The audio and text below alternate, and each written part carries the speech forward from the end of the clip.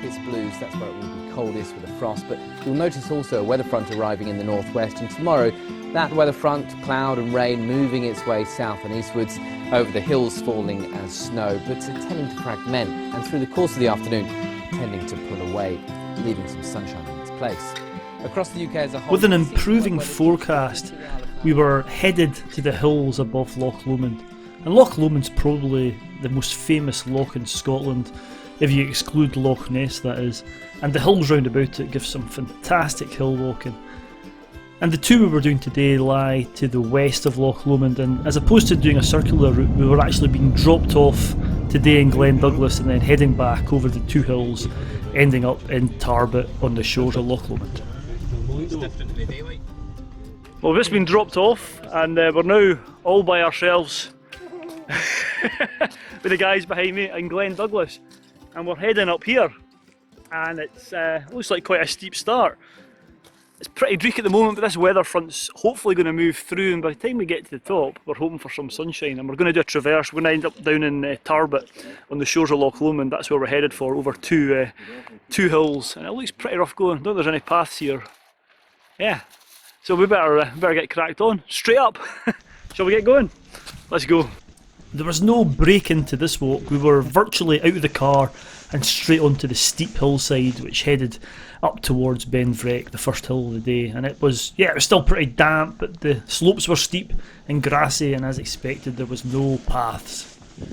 So it's certainly steep and pathless, and the guys are just up there. We're starting to get some views. It's a bit drizzly. You can see down behind me the mist rolling about, and that's Loch Lomond down there. There's a wee breaks in here and there, so fingers crossed that we get some views, because I think the views over Loch Lomond and what have you will be super if they come out. So fingers crossed. But yeah, just taking this excuse to catch my breath, because this is pretty unrelenting. It's a steep old pool. So anyway, right, I suppose I better go catch these dudes up. Ooh, let's go.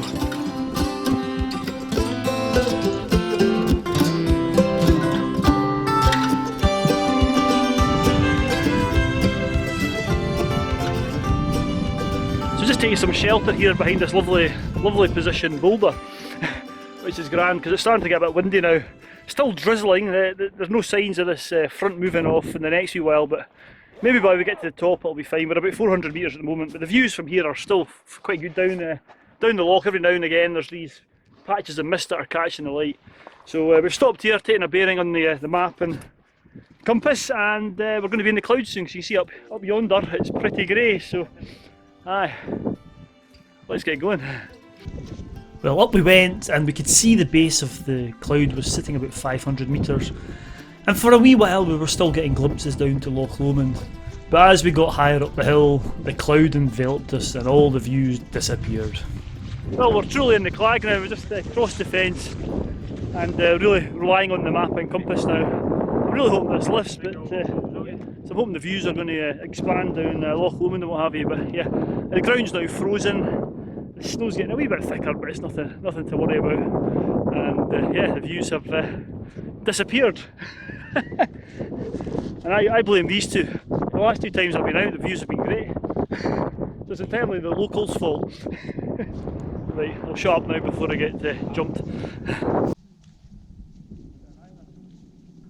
Up we went across some moorland, and I reckon when the weather's warmer this could be quite a boggy approach, but we were quite lucky. The ground was frozen, making the going a bit better, and the snow got a wee bit thicker as we got higher up, but it wasn't too bad. And to be honest with you, at this point it didn't look like the weather front was going to move through at all, and we might not get any views for the rest of the day. Anyway, soon we were approaching the top of the first top, Beinn Bhreac, which means speckled hill.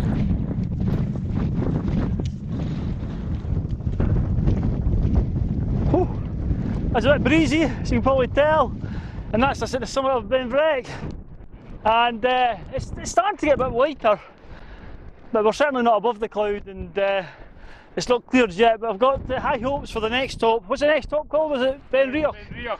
Beinn Ruisg's the next summit, so apparently it's a cracking viewpoint from here. Not today. You're starting to see a wee bit down there. I don't know if you can see behind me. It drops down. It's quite a shapely peak. I wasn't expecting that, and if I point up behind me, you can see it's blue skies behind me, so we're not far away from some sunshine, I don't think, so fingers crossed that we get some.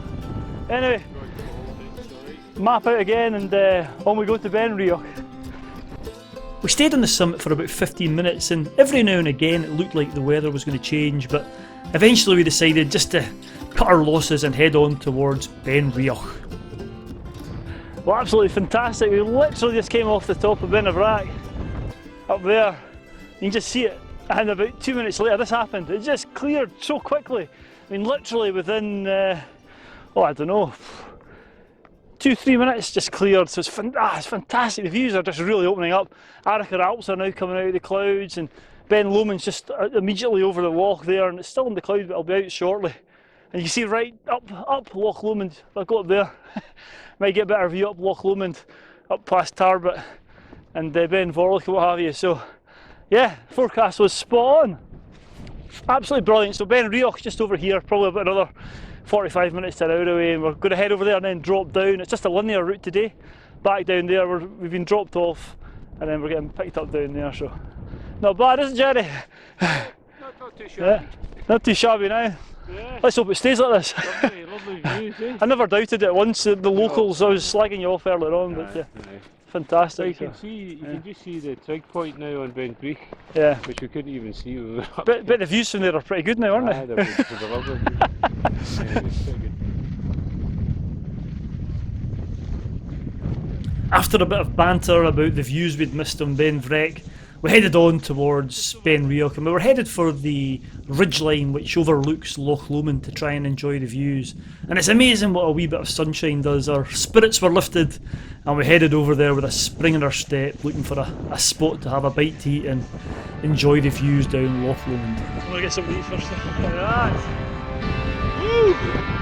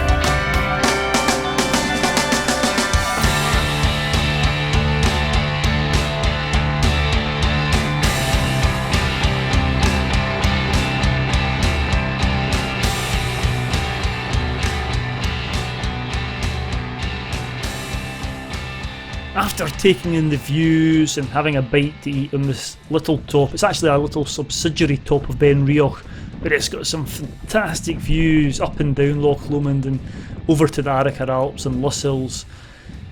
It was soon time to get going. We still had to get up to Beinn Ruisg and then find our way back down to Tarbert, so we packed up our bags on this wee summit.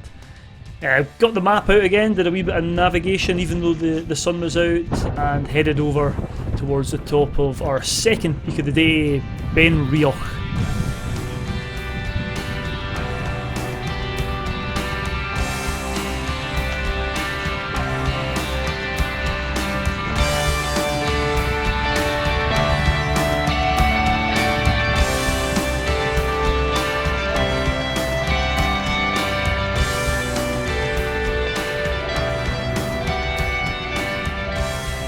That's us on the summit of Beinn Ruisg. Fantastic, isn't it, guys? Yep. The sun is out. And what we did was we actually came off, there's Beinn Bhreac over there, and we came down to this wee spot height there for something to eat. And the views there were amazing, up and down the loch. We took the wee detour around there and then back down here. It's been pretty rough walking though, there's no paths, so there's very little paths. We came along part of an ATV track, but certainly didn't go over the peak over there, but what a day it is now. summits of the Arachar Alps. You can see the cobbler there looks fantastic. I'm going to get the camera out in a minute and take a picture of that. And all around, it's lovely, absolutely lovely. So a few photographs here and then we're back down to our end point at Tarbert. The summit of Beinn Ruisg really is a fantastic viewpoint and I couldn't help myself. So at this point I put the bag down for another wee break and got the camera out and started snapping away.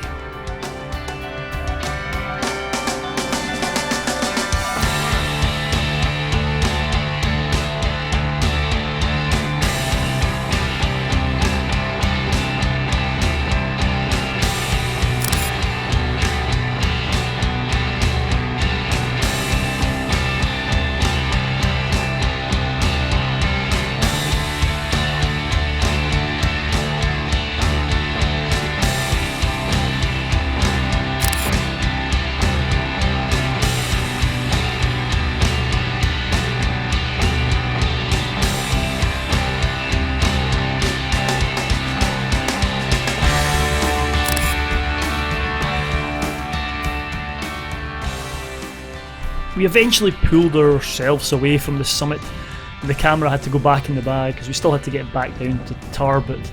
So we started descending the north side of Beinn Ruisg and it was pretty steep going in places with lots of grassy hillside to descend and what have you, but the views kept us going over to the Arachar Alps. It was a really grand afternoon to be out on the hill. Well, we're nearly done. We're reaching the end destination, which is just down there. I don't know if you can see it. That's Tarbert on the shores of Loch Lomond, and we've done a linear route from Glen Douglas over the two hills, and that's where we're finishing up down there. And it's not too far now, so we're just coming down the final slopes of Beinn Ruisg, and it's very pathless, steep, grassy terrain. So we're taking our time and just being careful, but it's actually a fantastic viewpoint. You can see right round to the Arachar Alps here. You've got the cobbler, Beinn Bhreac, and then down here you've got Loch Lomond, which is actually a sea loch. And Arachar down there, and this glen down, this very short glen between Arachar and Tarbert is the point where they said the Vikings used to pull their longboats over to get to Loch Lomond from Loch Long. Not sure there's much truth in that, but it's a nice wee story. And you can see over my shoulder, glistening white in the sun, is Beinn Lomond. So yeah, right till the end. We started off in the Clag with no views, but since halfway it's been fabulous, absolutely great. So yeah, going to head down here, back there, back to the car, and then home. What a great day. Let's go. We were almost down off the hill, and as I've often said before, there's often a sting in the tail at the end of the walks. And whether that's because we're usually quite tired after a long day in the hill, I'm not sure, but the terrain and the underfoot conditions, should I say, on this lower part of the hill were challenging, to say the least. But we eventually found ourselves back at Tarbert and heading back to the car. A fantastic day out.